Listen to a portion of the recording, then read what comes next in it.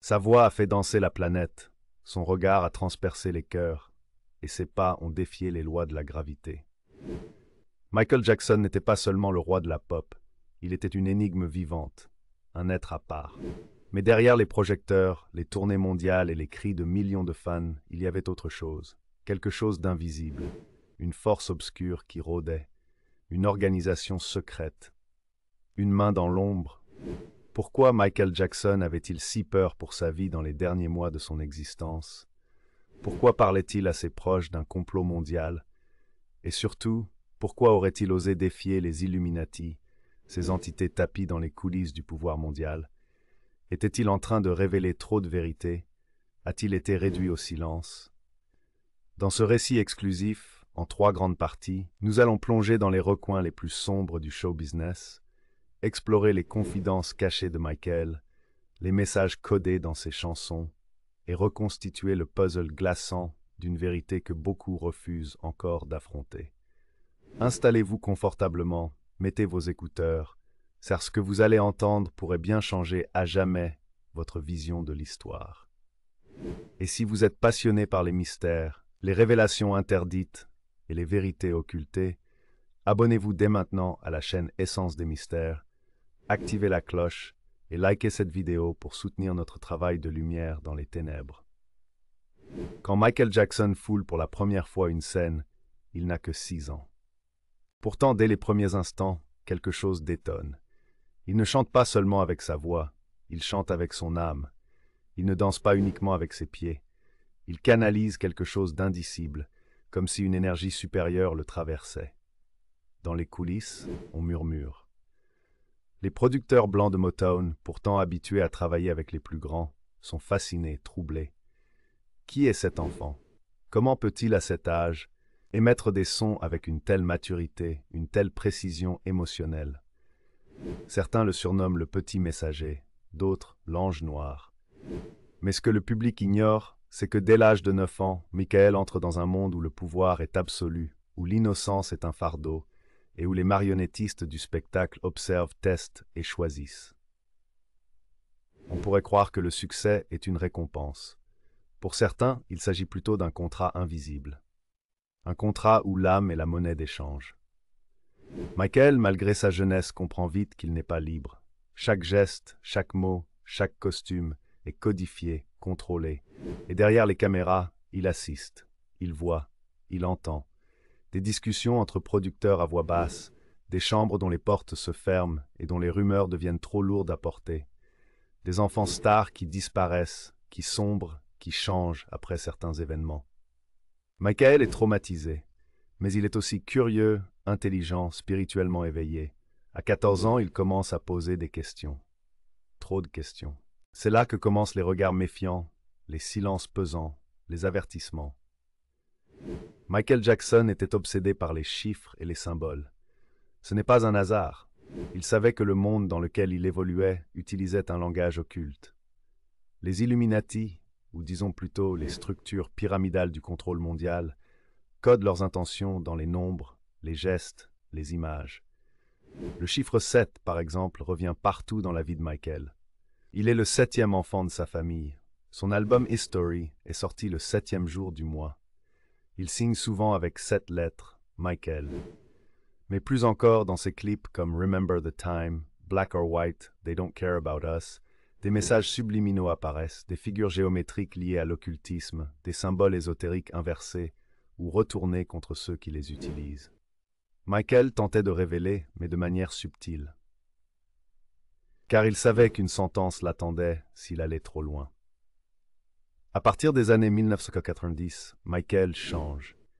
Plus mystérieux, plus spirituel. Il lit beaucoup. Il se passionne pour l'Égypte ancienne, les enseignements gnostiques, les civilisations disparues. Il commence à s'entourer de professeurs en métaphysique, de chercheurs de vérité, de chamans. Il déclare dans une interview « Le monde n'est pas ce qu'il paraît être. L'histoire a été manipulée.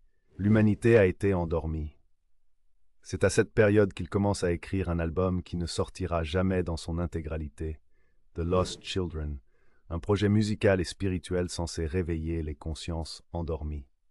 Mais les maisons de disques refusent. On lui dit « Tu es un artiste. tu n'es pas un prophète. Michael commence à parler. En 2002, lors d'un discours à Oxford, il dit clairement « On essaie de me faire taire. Les grandes industries veulent me détruire. Ce que je sais est dangereux pour eux. » Il répète cette phrase à plusieurs amis proches, comme Uri Geller ou son avocat Thomas Mezirow. Il parle d'un groupe, sans jamais le nommer, qui manipule le monde de la musique et qui a des ramifications dans la finance, la politique, les médias. Il soupçonne même que certains dirigeants de Sony Music soient liés à cette organisation invisible, qu'il décrit comme une élite froide, non humaine, qui n'a ni foi ni émotion. En 1993, la première accusation d'abus sexuel surgit. C'est un choc planétaire. Mais dans les milieux proches de l'industrie, beaucoup chuchotent que cette accusation était programmée, fabriquée, commandée. Pourquoi? Pour briser son image, l'isoler, le réduire au silence. Michael, profondément blessé, s'isole, sombre dans la douleur, mais ne cède pas. Des documents aujourd'hui classés révèlent que l'enfant accusateur avait été manipulé. Même son père, Evan Chandler, aurait déclaré en privé « Je voulais juste qu'il paye ». Mais le mal est fait. Et Michael le sait. Il est entré dans la ligne de mire. Dans le clip controversé de They Don't Care About Us, Michael dénonce la corruption, la brutalité des élites, l'indifférence du pouvoir. Il tourne une version dans une prison, une autre dans une favela brésilienne, lieu symbolique des oubliés, des opprimés. Les paroles sont puissantes. I am the victim of police brutality. Now I'm tired of being the victim of hate. You're rapping me of my pride. C'est une chanson courageuse, mais dangereuse. Très vite, des mouvements politiques et médiatiques s'insurgent. Le clip est censuré. Des pressions sont faites pour que la chanson ne passe plus à la télévision américaine. Pourquoi? Car Michael avait dit la vérité, et la vérité n'était pas bonne pour le business. Peu de gens savent que Michael préparait un discours explosif qu'il aurait voulu livrer lors d'un événement privé à Londres. Selon son ancien garde du corps, il avait écrit plusieurs pages où il parlait de l'exploitation rituelle d'enfants dans les hautes sphères, de cercles de contrôle entre l'industrie musicale, la politique et la finance, et surtout du fait qu'il avait lui-même été approché pour intégrer une société secrète. Ce qu'il avait refusé catégoriquement. Le discours n'a jamais vu le jour. Quelques jours plus tard, il était retrouvé mort. La théorie la plus glaçante, soutenue aujourd'hui par plusieurs ex-employés de l'industrie musicale, est la suivante. Michael Jackson aurait reçu un avertissement final, intégrer pleinement le système ou être éteint. On dit que lorsqu'il a signé pour son retour sur scène avec le spectacle This Is It, un piège avait déjà été tendu. Il était surveillé, contrôlé médicalement, entouré de personnes qu'il n'avait pas choisies. Ses proches affirment qu'il se disait empoisonné, épié, en danger. La veille de sa mort, Michael aurait dit à sa sœur, Latoya, « Ils vont me tuer. Ils vont faire croire que c'est une overdose, mais ce n'est pas ce que tu crois. » Son médecin personnel, Conrad Murray, a été accusé, jugé, mais de nombreuses zones d'ombre persistent. Pourquoi les doses administrées sont-elles contradictoires? Pourquoi les caméras de surveillance de sa résidence ont-elles été effacées? Pourquoi plusieurs témoins ont-ils disparu ou refusé de parler? La vérité est peut-être là, sous nos yeux. Et Michael Jackson l'avait annoncé dans ses chansons, ses gestes, ses silences. Michael Jackson n'écrivait pas simplement des chansons. Il créait des incantations modernes, des messages codés, des avertissements dissimulés sous les mélodies. Pour le grand public, Thriller était un tube entraînant. Pour les plus attentifs, il évoquait des forces invisibles, des entités dans l'ombre, des peurs nocturnes que la réalité semble vouloir fuir. Michael savait que la musique était une arme puissante et qu'elle pouvait transmettre des vérités cachées sans passer par les filtres de la censure. C'est pourquoi, à partir des années 1990, il devient plus allusif, plus spirituel, plus dénonciateur. La chanson Black or White n'est pas qu'un appel à l'unité raciale. Elle porte une double lecture. Dans le clip vidéo, Michael se transforme en une multitude de visages, d'origines diverses. Il brise les murs, fait exploser des symboles autoritaires, marche dans les flammes. Ce que peu ont remarqué, à la fin du clip original souvent censuré, Michael se métamorphose, hurle, griffe le sol, casse des voitures de luxe, détruit des enseignes néons représentant le pouvoir et la luxure. Une métaphore de la bête intérieure, de la rage contre le monde façonné par les élites corrompues. On lui a demandé de supprimer cette scène. Il a refusé. Elle fut coupée par les studios, mais disponible dans certaines versions pirates. Earth Song est l'une des chansons les plus ésotériques de Michael. Il ne s'agit pas uniquement d'une chanson écologique. Écoutez bien. What about us? What about the seas? The heavens are falling down. Michael parle de la chute des cieux, d'un ordre naturel brisé, d'une connexion perdue entre l'humain et le divin. C'est une lamentation, une prière. Dans le clip, la terre s'ouvre, des vents violents s'élèvent, les forêts se reconstituent à l'envers du temps. Michael y apparaît comme un médiateur, un être entre deux mondes. Ceux qui ont étudié les enseignements hermétiques y verront une claire référence à l'alchimie spirituelle. Cette chanson était détestée par certains grands groupes industriels. Il l'a tout de même chantée au Super Bowl, devant des milliards de personnes. Un acte de courage, un acte de rébellion mystique. Stranger in Moscow est peut-être l'une des chansons les plus personnelles et sombres de Michael. Derrière son apparente tristesse se cache le journal intime d'un homme traqué. How does it feel when you're alone and you're cold inside? Il décrit la surveillance, l'isolement, le sentiment d'être pourchassé. Plusieurs chercheurs ont remarqué que Michael aurait écrit ce morceau après un événement non révélé, possiblement une tentative d'intimidation par une autorité supérieure. Certains avancent qu'à cette époque, la CIA ou une autre agence aurait surveillé ses déplacements, à cause de ses liens avec des personnalités dites sensibles, comme le prince Al-Walid d'Arabie Saoudite ou l'ex-président sud-africain Nelson Mandela, que Michael appelait « frère cosmique ». Dans cette chanson peu connue mais glaçante, Michael parle d'une substance, le Demerol, un analgésique puissant, celui retrouvé dans son organisme à sa mort. Demerol, Demerol, oh God, he's taking Demerol. Mais c'est pas un appel à l'aide, c'est une dénonciation. Il met en scène un monde médical corrompu, une industrie pharmaceutique complice, des médecins achetés, des corps manipulés comme des objets. Il annonce à mots couverts que les célébrités ne sont pas libres. Elles sont tenues, dépendantes, soumises. Cette chanson est un testament codé, un appel désespéré mais lucide. Michael le savait, l'image frappe plus fort que les mots. Ses clips sont bourrés de symboles occultes inversés, d'allusions bibliques, de géométrie sacrée. Prenons par exemple Ghosts.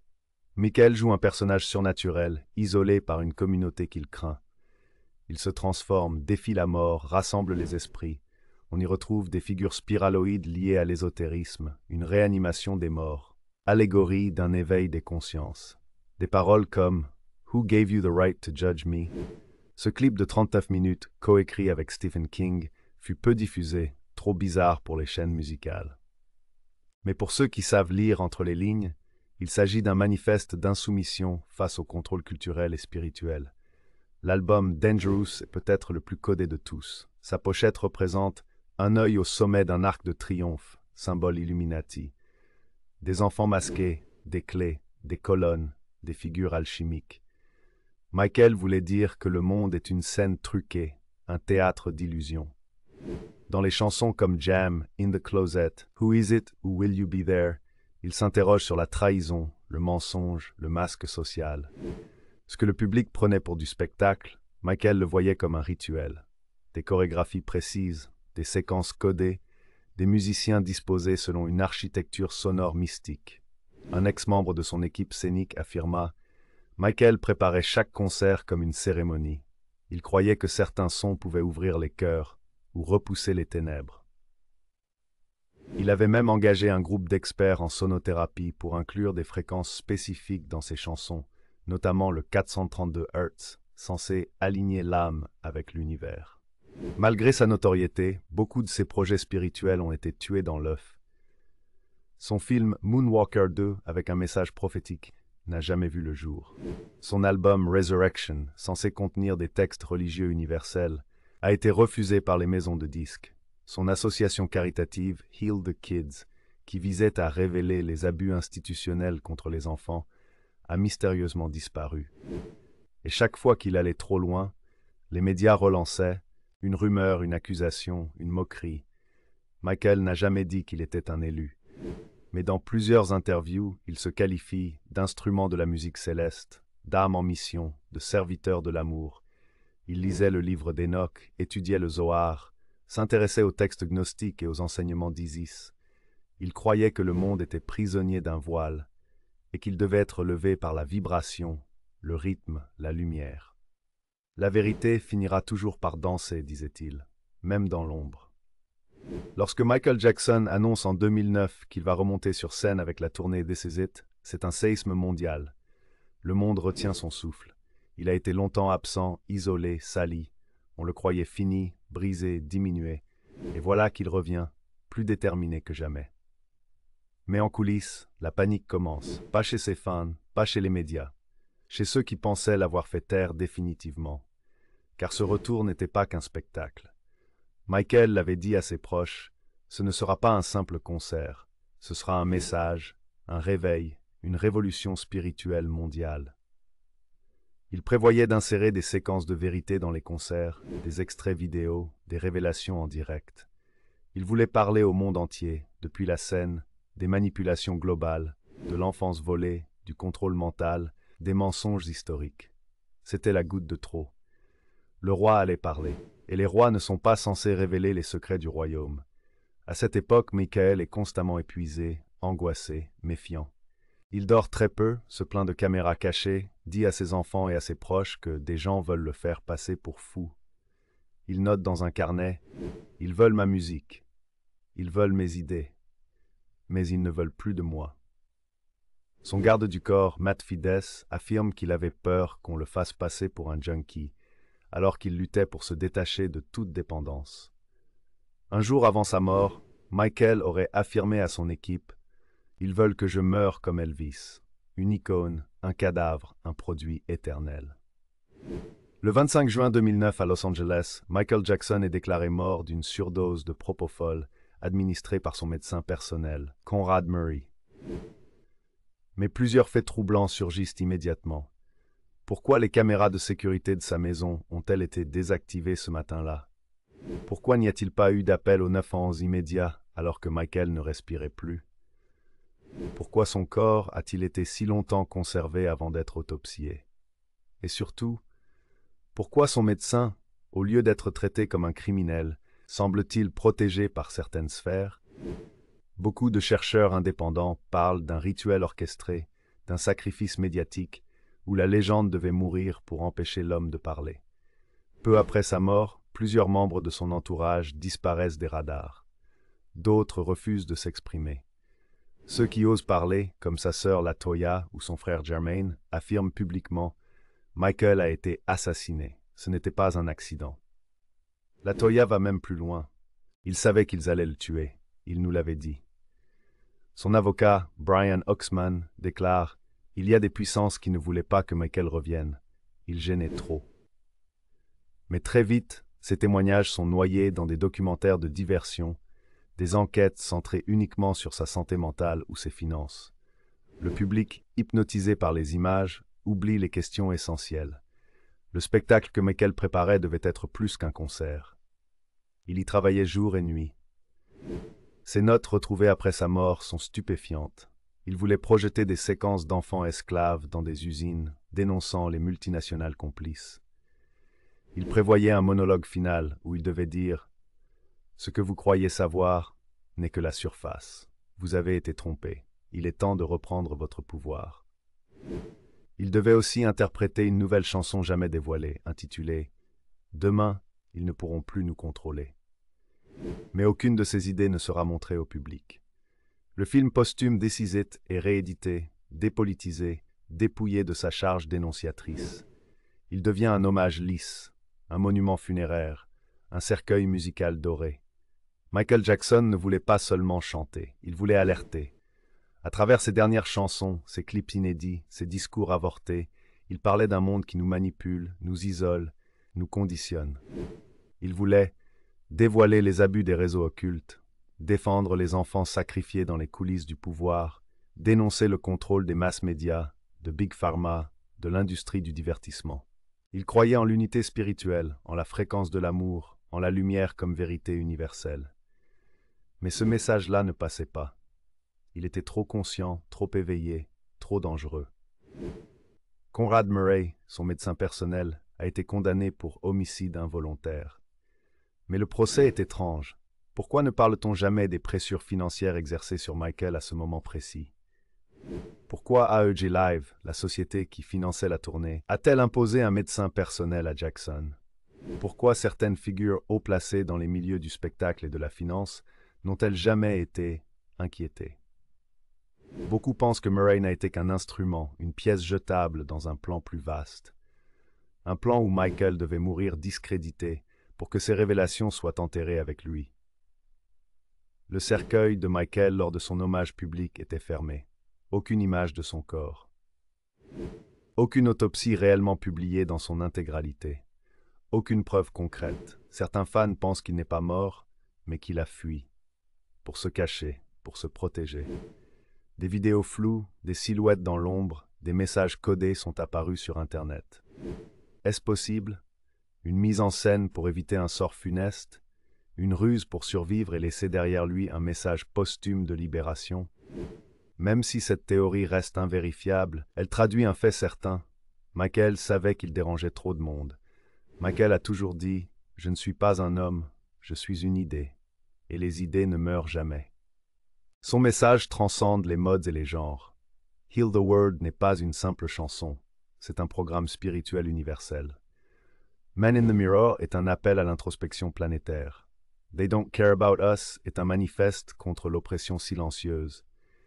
Il avait compris que la musique peut court-circuiter les chaînes du mental, atteindre l'âme, réveiller les consciences. Aujourd'hui, plus d'une décennie après sa disparition, une question demeure. Et si Michael avait eu raison? Et si son assassinat symbolique n'avait été que le prolongement d'un système de domination qui écrase les prophètes, ridiculise les éveillés et sanctifie les profits? Nous avons le choix. Revoir ces clips avec un nouveau regard, relire ces paroles comme des codex spirituels, réécouter ces silences comme des cris étouffés. Car au fond, Michael n'a jamais voulu être une star. Il voulait guérir le monde. Il voulait libérer les enfants. Il voulait briser les chaînes. Merci à vous d'avoir suivi ce récit jusqu'à la fin. Si cette histoire vous a bouleversé, intrigué ou réveillé quelque chose en vous, alors vous êtes à votre place ici. La chaîne Essence des Mystères est dédiée à ces vérités que l'on cache, à ces voix que l'on tente d'éteindre, à ces secrets que le monde oublie volontairement. Dites-nous en commentaire ce que vous pensez de cette affaire. Abonnez-vous pour ne rater aucune nouvelle révélation. Likez cette vidéo si elle a fait écho en vous. Partagez-la, car le message de Michael ne doit pas mourir. À très bientôt, et pour cela, il ne pouvait pas le laisser vivre.